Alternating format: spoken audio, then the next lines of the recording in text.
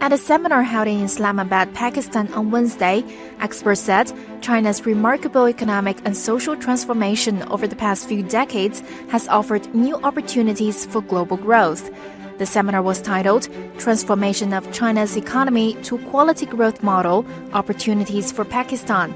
Talking to Xinhua on the sidelines of the event, former Pakistani Foreign Minister Jalil Abbas Jalani said China sets an example of rapid modernization with valuable lessons for countries like Pakistan.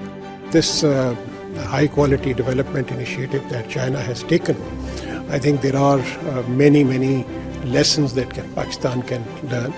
Pakistan can also learn from the Chinese expertise in these areas, whether it is the technological advancement, whether it is space technology, whether it is the overall developmental cooperation that exists between the two sides. Experts also said China's switch from high-speed growth to high-quality growth injects a new impetus into the global economy and opens new avenues of socio-economic development for countries including Pakistan.